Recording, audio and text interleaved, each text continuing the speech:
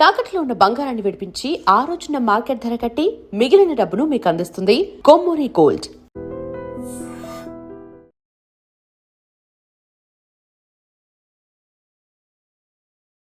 నమస్కారం, welcome to I dream.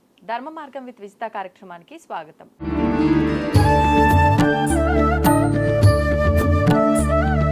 ప్రస్తుతం మనతో పాటు ఉన్నారు ప్రజ్ఞారత్న డాక్టర్ అమరవాది శేషయ్య గారు, ప్రముఖ ఆధ్యాత్మికవేత్త, ప్రవచనకర్త. ఎన్నెన్నో మంచి మంచి విషయాలను వారు ప్రవచనాల రూపంలో కానీ వారి మాటల రూపంలో కానీ మనకు సోషల్ మీడియాల ద్వారా అందిస్తూనే ఉన్నారు. వారితో మాట్లాడి ఇప్పుడు మరిన్ని విషయాలు మనం కూడా తెలుసుకునే ప్రయత్నం చేద్దాం. నమస్కారం అండి. చాలా సంతోషం, ఆశీర్వాదం నాన్న.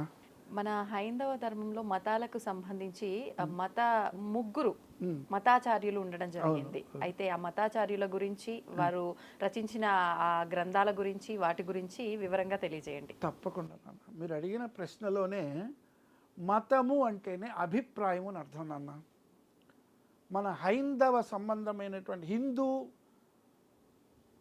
మతము అంటేనే త్రిమతాచార్యులు మనం విన్నాం. అంటే క్రీస్తు శకం 788వ సంవత్సరం నుంచి 820వ సంవత్సరం వరకు జీవించి ఆసేతు హిమాచలము పయనించి 32 సంవత్సరాల్లో సమాధి నిమగ్నుడయ్యాడు. కాలడిలో జన్మించినటువంటి ఆది శంకరాచార్యులు వారి తల్లి అయినటువంటి ఆర్యాంబ, తండ్రి అయినటువంటి శివగురు ఇద్దరూ కూడా పూర్ణా నదీ తీరంలో కేరళలో కాలడిలో వృషభాచలేశ్వరుడు అని ఈశ్వరుడు యొక్క క్షేత్రం ఉంది. వారు సంతానం కోసం స్వామికి సేవ చేస్తే సాక్షాత్తు శివస్వరూపమైనటువంటి ఆది శంకరాచార్యులు జన్మించినటువంటి ఒక పుణ్యభూమి మన భరత భూమి. అటువంటి శంకరాచార్యులు వారు ఒకానొకసారి కాలడిలోనే ఆ యొక్క వారి ఆశ్రమం పక్కన పూర్ణా నది ఉంది. ఆ పూర్ణా నదిలో స్నానం చేయడానికి వెళ్ళినప్పుడు ఒక మొసలి అతని కాలు పట్టుకుంటుంది. అప్పుడు అమ్మ యొక్క ఆజ్ఞ తీసుకొని తను సన్యాస దీక్ష తీసుకోవాలని, అమ్మ నీవు పర్మిషన్ ఇస్తేనే ఈ మొసలి నన్ను వదులుతుంది అంటాడు. అటువంటి విధంగా అమ్మ నేను దేశాటనం కోసం, ప్రపంచం కోసం, మన హైందవ మత ఉద్ధరణ కోసం నేను పుట్టాను అని వారి యొక్క అమ్మ యొక్క ఆశీస్సులు పొంది వారు ఈ యొక్క మన హైందవ మతాన్ని స్థాపించారు. ఉజ్జయినిలో కూడా తన యొక్క గోవిందాచార్యుల దగ్గర చదువుకున్నాడు. అద్వైతం అనేటువంటి విధంగా క్రీస్తు శకము తాను 11వ శతం 788 నుంచి 820 వరకు ఉన్నారు కదా.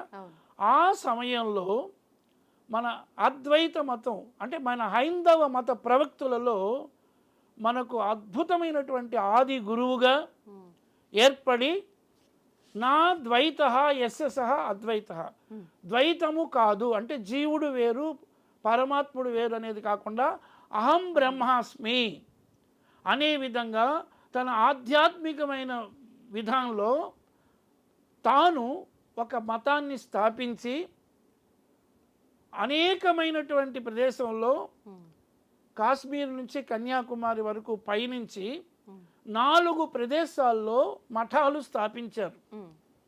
అందులో తూర్పు దిశలో పూరీ మఠం, దక్షిణ దిశలో శృంగేరి ఋష్యశృంగుడు తపస్సు చేసిన చోటు, ఉత్తర దిశలో జోషిమఠ్, పశ్చిమ దిశలో ద్వారక. ఈ 4 ప్రదేశాల్లో మఠాన్ని స్థాపించిన అద్భుతమైనటువంటి ఆది శంకరాచార్యులు. శమ్మనగా శుభమును కరా చేయువాడు.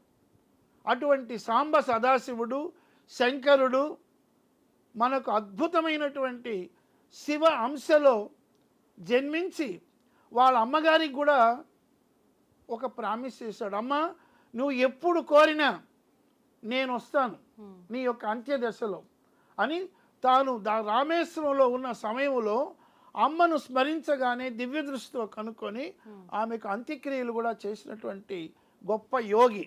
అవును. చివరికి మనకున్నటువంటి 12 జ్యోతిర్లింగాల్లో కేదారినాథులో సమాధి అయ్యారు.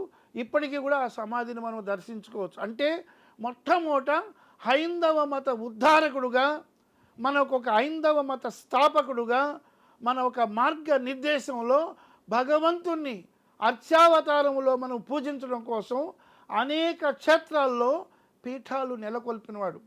మనకున్నటువంటి అష్టాదశ శక్తి పీఠాల్లో కంచి మనకు అయోధ్య, మధురా, మాయి, కాశీ, అవంతిక, ద్వారకా, కాంచి, సప్తైతే మోక్షదాయక. మనకు 7 పట్టణాలు మోక్షానికి నిలయం. అయోధ్య, మధుర అంటే కృష్ణ పరమాత్మ పుట్టింది. మాయి అంటే ఇది హరిద్వార్. కాశీ, అవంతిక అంటే ఉజ్జయిని, ద్వారక, కంచి. ఈ 7 క్షేత్రాల్లో కంచికి అంత శక్తి ఉంది. అటువంటి కంచి మఠం కూడా మనకు ఉన్నటువంటి ఆచార్యుల్లో 68వ పీఠాధిపతి కంచి పరమాచార్యులు నడిచే దేవుడు, వారి యొక్క ఆశీస్సులతో నాకు అబ్బాయి పుట్టాడు. అటువంటి విధంగా జ్ఞాన యోగి 68, 69లో జయేంద్ర సరస్వతి, 70లో ఇప్పుడున్నటువంటి విజయేంద్ర సరస్వతి గారు ఆదిశంకర సుప్రభాతం నేను రాస్తే కూడా ఇంతవరకు ఎవరు రాయినట్టు ఆదిశంకరాచార్య పైన సుప్రభాతం రాస్తే 2022లో స్కందగిరిలో నాకు సన్మానం చేశారు ఒక జడ్జి ద్వారా. అటువంటి విధంగా మనకు ఆదిశంకరాచార్య స్వామి అద్వైతం. ఇక రెండవది మధ్వాచార్యులు. ద్వైతం అనగా 2, జీవుడు వేరు పరమాత్మ వేరు అనేటువంటి విధంగా మనకు ఉడిపి క్షేత్రములో మధ్వాచార్యులు మనకు అందించినటువంటిది ఈ యొక్క మధ్వాచార్యులదే ద్వైత మతం. ఇది ఆ యొక్క కోవలో వచ్చిన వాడే వెంకటేశ్వర స్వామి అంశలో జన్మించిన రాఘవేంద్ర స్వామి మధ్వ ఆచార్య సంప్రదుడుగా కుంభకోణంలో ఉండి చివరికి మన యొక్క కర్నూలు జిల్లా ఆంధ్రప్రదేశ్లో తుంగభద్ర నదీ తీరంలో సజీవ బృందావనమైనటువంటి గొప్ప యోగి, మంత్రాలయ నివాసుడు. పూజ్యాయ రాఘవేంద్రాయ సత్యధర్మవ్రతాయ చ భజతాం కల్పవృక్షాయ నమతాం కామధేనువే అన్నటువంటి యోగివర్యుడు మధ్వాచార్యుడు. అలాగే కృష్ణ పరమాత్మ ప్రహ్లాదుడు అవతారంగా కూడా వారు ఉంటారని అది మధ్వ సంప్రదాయం.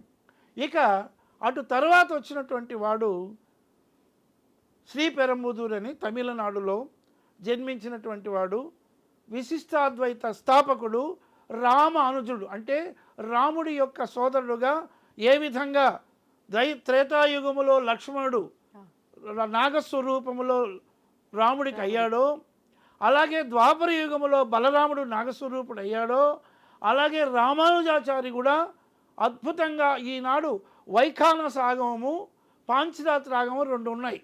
అటువంటి వైఖానస ఆగమంలో వెంకటాద్రి సంస్థానం బ్రహ్మాండే నాస్తి కించన వెంకటేశ సమోదేవో నభూతో నభవిష్యతి అన్నట్లు ఇప్పుడున్నటువంటి పిలిచిన పలికేటువంటి దైవమైన సప్తాద్రి వెంకటేశ్వర స్వామికి ఆ రామానుజుల సేవకు రామానుజుల వారే అద్భుతమైనటువంటి విధంగా విశిష్టాద్వైత మత ప్రవక్త లక్ష్మీ మూలకంగా భగవంతుని చేరడానికి వైఖానస ఆగమంలో ఇప్పటికీ అక్కడ జరుగుతాయి. అలాగే 108 దివ్య తిరుపతుల్లో మనకు శ్రీరంగం వచ్చి పాంచరాత్ర ఆగమం. అలాగే మేల్కోటలో కూడా ఈ రామానుజుల వారు ఉండి లక్ష్మీ నరసింహస్వామిని పూజ చేశారు. ఈ విధంగా మన హైందవ మత సంస్కృతికి త్రిమతాచార్యులు అందించిన ఒక ఆధ్యాత్మిక మార్గ నిర్దేశకమ్మ. మీరు అడిగిన ప్రశ్న ఐ డ్రీమ్లో అన్నీ మనకు ఐ అనగానే ఆత్మలోని పరమాత్మకు ఒక డ్రీముగా, ఒక ఆనందమైన కళగా, ఒక సింహావలోకనగా చెప్పుకున్నామమ్మా.